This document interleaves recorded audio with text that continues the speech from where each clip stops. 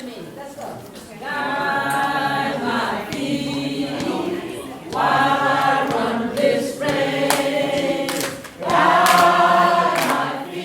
Well, hello, Presbytery of Philadelphia. It's good to see you again. My name is Reverend Greg Klimovitz. I'm your associate presbyter, and I'm gathered here in my basement. And there we have all of our commissioners, or at least 3 of our delegation, who will be joining us for today's conversation with our commissioners. So we're grateful you are all here to join us as we hear from them once again, as they continue to serve as a part of our delegation to the 224th General Assembly.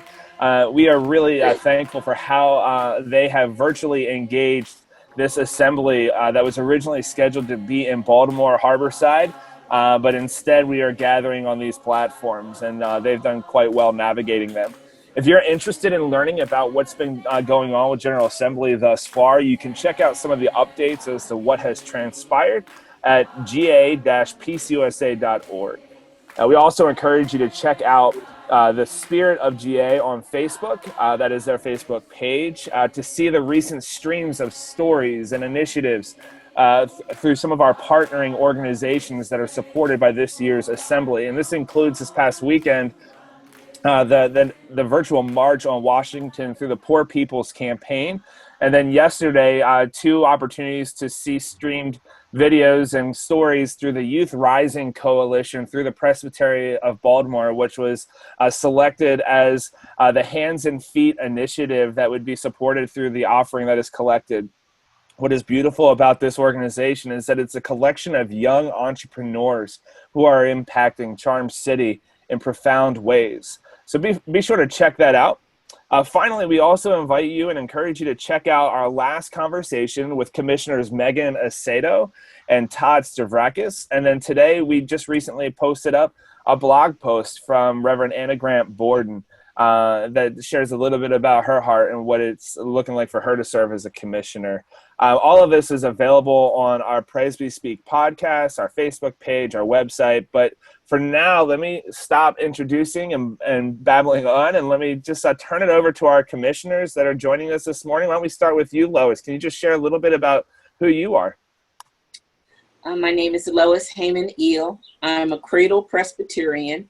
I belong to the West Philadelphia Presbyterian Partnership, which is the marriage of 3 different congregations. First African Presbyterian, Calvin Presbyterian, and Good Shepherd Presbyterian. And all of us felt that we could do better together than each of us could do alone. And so we are moving forward in that way. I've been an elder all of my adult life, and I've served not only congregation as I grew up in First African, but I also have served the presbytery in the older adult ministry and the self-development of people. So I have a heart for who we are as Presbyterians, and it has been a foundational thing for not only my spiritual life, but my professional life as well. Thanks, Lois, for sharing. Eck, can you introduce yourself a little bit? Yeah, hi, everybody. I'm Gerner. I'm a 3rd-generation member of the Swarthmore Presbyterian Church, where I've had many roles over a period of time. I was the clerk of session for a long time, and treasurer and trustee, and I've been on many committees. Currently, I am serving the presbytery on the Commission on Ministry. I've also chaired the Administrative Commission, and I've participated on several investigative committees. And Leah? Hi, my name is Leah Quarles, and I'm the pastor of the Anchor Church, which is a church plant. I like to call our church a baby church because we're not quite 30 years old yet. So we're definitely still growing into our call. And I'm also on the committee for representation at the Presbytery.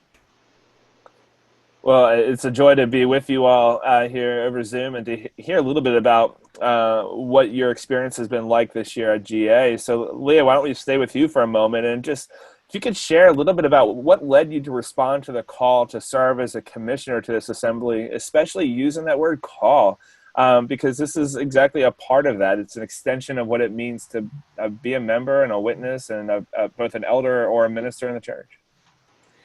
So I know that we're all feel called to this position and this role at this time and place. But I wanted to speak to a little bit different about that call process. I wanted to highlight the importance of people within my community and the Presbytery community who played a role in encouraging me to accept the call, because it is a daunting task and this is a really weighty responsibility. It's not something I've ever done before. I've never been to GA, so this is all new, and I wasn't quite sure if I could do this or if I was the appropriate person. But to have those conversations with mentors and people that I really respect as well, who have been to GA, and to have them encourage me and remind me that, each voice is important, and to step into that call faithfully and courageously, that was really a big part for me.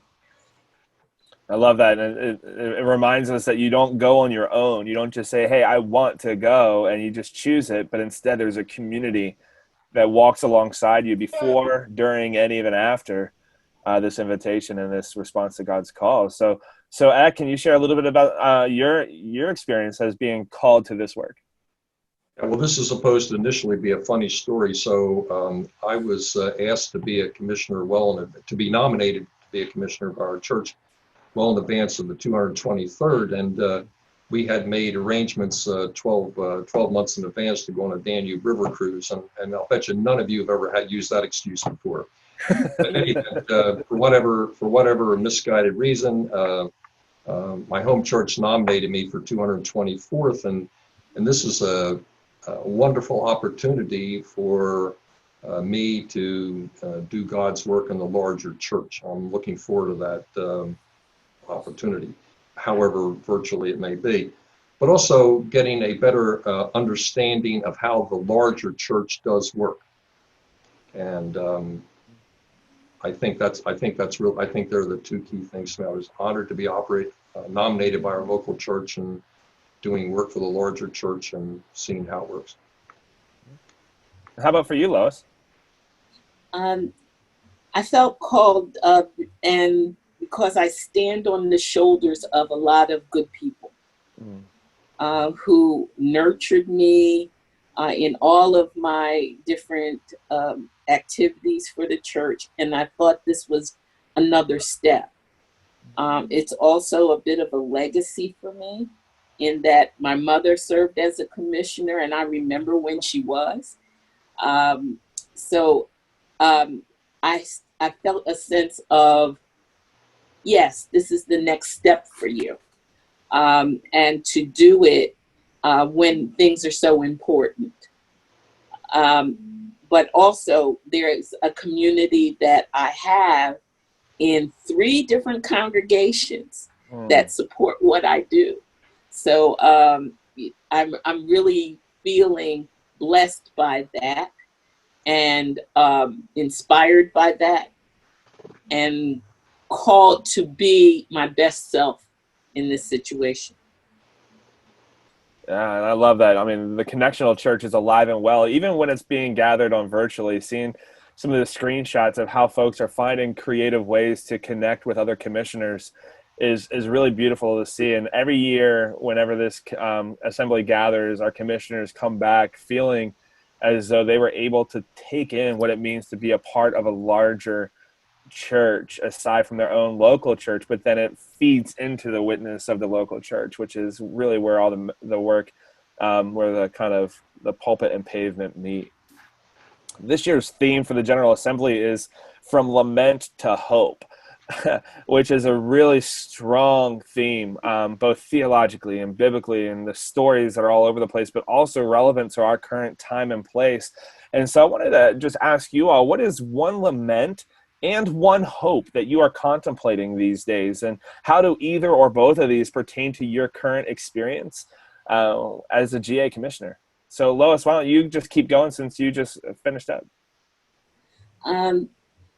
The lament is that we are dealing with two pandemics at the same time. And that the pandemic of structural racism has existed for a long time, but has now gotten additional energy for the whole world to watch and do something about.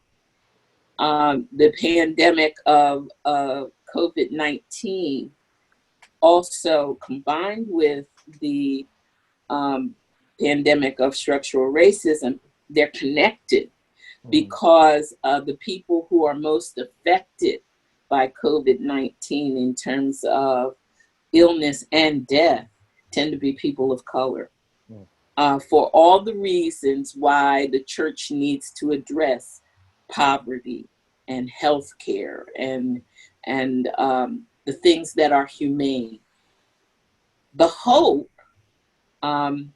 is that we can call on that song, "Great is Thy Faithfulness," from that comes from Lamentations 3:25, I think, and that pardon for sin and a hope that endureth, thine own dear presence to cheer and to guide. That's the hope of this, and that in the fact that the technology has brung everything to the fore so that we can face the evils that we abhor. And we can't do anything unless we face it. So that's hopeful. Amen. Eck? So, as a recovering politician, it's dangerous to note that giving somebody an open microphone, but I'm sure that it might be edited out. But anyway, I'm going with a 2 for 2 here. I would say my laments are the COVID-19 pandemic and also racial injustice. And I think the opportunity for us to learn things at this 224th General Assembly, hopefully we'll be able to provide some clarity to getting those things rectified much sooner than later, that's for sure. I also had 2 hopes. One, I want us to all remember that God is not socially distant. Mm-hmm. God is not socially distant. And I also want to have my other hope for this General Assembly is to recognize the intrinsic value, dignity, and worth of every single person. Amen. Leah? So my laments echo what both Lois and Eck shared today, and also what Todd and Megan shared on Monday.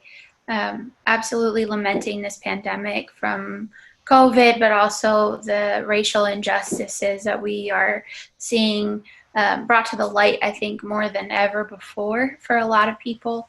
And I'm lamenting the mixture of those two, especially considering GA. It struck me on Friday night. It just really hit me hard at how difficult it is when the church wants to address this. It's clearly important to us, but we're dealing with such a restricted and limited docket because of the time and not being able to be in person and not be able to have these committees to really be together and discuss and pray and discern where God's calling us to not just make motions but start acting. And that really weighed me down on Friday. So that's what I'm lamenting, that I do recognize, which is also hope, I do recognize a desire to see actual change and action put in place in regards to social injustice. But the frustration of just that time limit and the way that we are online and the limitations that entails. But my hope, I love hope. Our church's scripture verses, we have this hope that's an anchor for our soul. So we talk a lot about being anchored to hope. And I absolutely am anchored to hope because we serve a faithful God. We serve a God who's a redeemer, who redeems all things, who makes things new. And I truly believe that we are seeing newness start to bubble up, and we need to continue to forge forward and not let that energy and these efforts and new awareness for a lot of people to die out for nothing. And I'm hopeful also because I'm seeing at GA one of the motions that we really discussed and then moved to address this year was the Native American reservations and chapels on the reservation. So that was really powerful to witness that motion be moved and put onto the docket when it would have been kicked to the next GA. I think all of you have touched on some beautiful lines of. I mean, there's no escaping the reality of this double pandemic that's hitting us. But I think one of the things we also heard about how it's important to be nimble in this time, where what we're doing, the essentials of business, allows us to get back to the work of justice and advocacy and to be on the ground. And so I think as much as it's difficult to not be in this space, what you're hearing online and those other platforms is the call of the church to do more than gather for policy and procedures and statement drafting, but to find ways to implement those in our neighborhoods, in our communities, and our nations near and far right now, to not be waiting until we can get the verbiage right, but to do the work now. So that said, where have you seen the Spirit at work in your service as a commissioner thus far? Eck, I'll give you the chance to lead off this time. Okay. In the GA commissioner training, we were all randomly assigned to small groups of about 50 people each. And they were from all over. They said from all over the world. I could identify some of the places, but the important thing is they were literally from all over. So in our small group discussion, I observed and clearly learned everyone was fully committed to actively working towards the commonality of prayers, purpose, and thoughts in doing God's work, so that with God providing each of us wisdom and guidance to help us help others, so we'll all be better in the future. As you can tell, I was looking down and reading that because it took me a long time to summarize a couple of pages of notes to come down with that, but I really like that, and I feel as though that is clearly something that is going to help guide me on Friday night, but also this coming Friday and Saturday. The commonality of purpose, I think that's very, very important with God's help. Amen. Hey, Lois. I felt that the training that we had was excellent, that those of us who are not as tech savvy as others really were made to feel comfortable, and it was made to feel that you weren't being dumb. So I really enjoyed that part of it. What I felt was that the small group discussion that Eck just mentioned also felt in line with where my congregation is, because we had just developed a vision for the congregation, and we saw ourselves as a river moving forward, and that we were stewards of the nature and stewards of our community, and that we were prayerfully moving forward with God's purpose for us. So it was very much in alignment with what was happening locally. And so I felt fortified and grounded by that. Amen. Leah? I've been really encouraged by what I perceive to be the movement of the Spirit amongst even the commission. I guess we would call it the Philadelphia delegation. Mm-hmm. Just being able to meet on Zoom together, and I've gotten to meet a few of you for the first time, and being so encouraged to move and act regardless of what happens at GA. And I was really encouraged by that. And I feel like that is being sensitive to the Spirit and acknowledging that we don't have to wait for some docket to pass, like you said, Greg, for the perfect wording to be approved for our presbytery and hopefully other presbyteries. And I think that I do see this in some of those discussion boards across GA for action now. And in between this GA and next GA, that there would be action and people getting up and actually doing the work that we say that we're committed to be doing. So I feel like the Spirit's moving strongly there, and that encourages me because I wasn't quite sure what all this polity and procedural parliamentary procedure stuff would entail. I'm more excited about what are we actually doing. Yeah. So keep going. I mean, all of that being said, what is your prayer for the church going forward? As you kind of wrap up your time after this weekend as a commissioner and then work as a part of the Bills and Overtures Committee, what's your prayer? Go ahead, Leah. Me? Oh. Yeah. My prayer is that, especially what's been heavy on my heart during this time, is that I feel like we are a very divided nation. And my prayer is that the church would be the example, a light to the world of how to come across differences, whether you're red or blue, right or left, that we would learn how to come across differences and love our enemies and love one another and show people how to have courageous conversations. I think our society wants that. The young generation is sick of these two different camps, and if you talk to them, you hear that. So my prayer is that we as a church would be able to show that through the way that we respond and interact at GA, the way that we go about our world, both corporately and privately, that we know how to do this type of work, and that the gospel is that powerful, that it can unite people across differences and not hold us back. Does that make sense? Amen. Ak, how about you?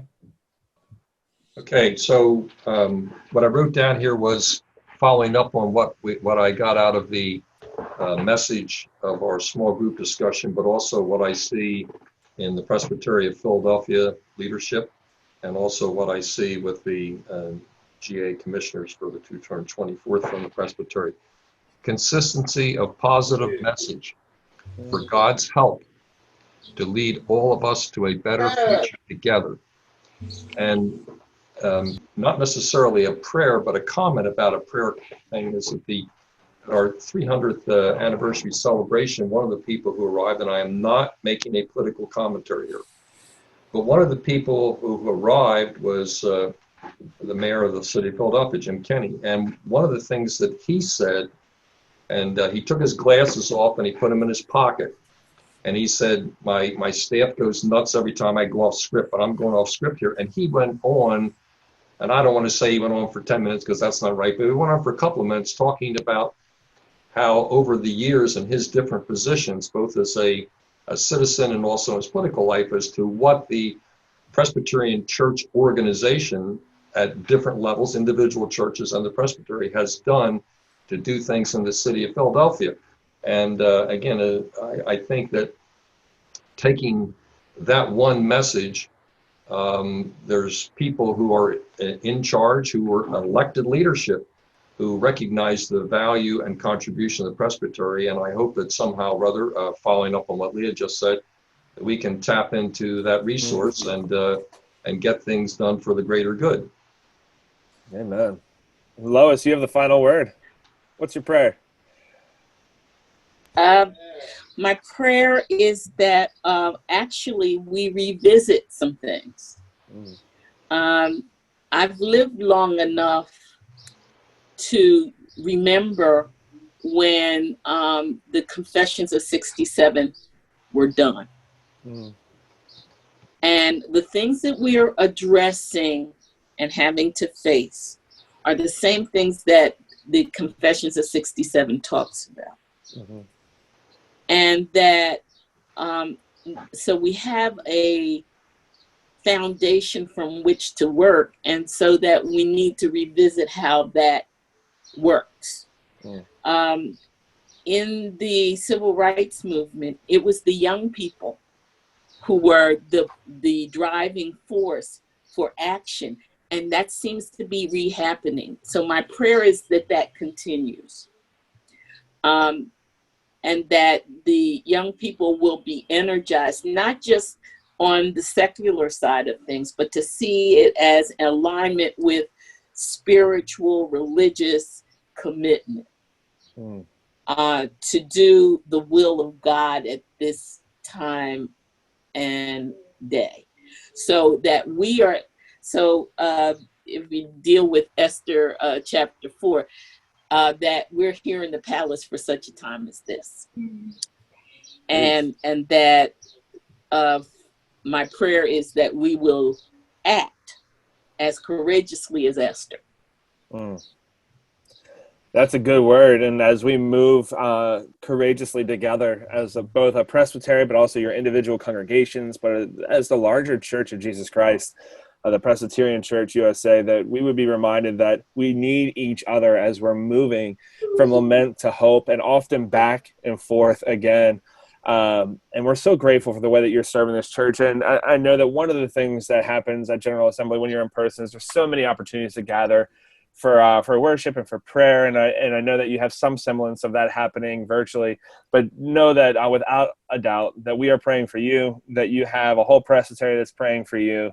And we are grateful for the faithfulness of which you are serving. So thanks for sharing your heart and your mind, your imagination, and even your prayers.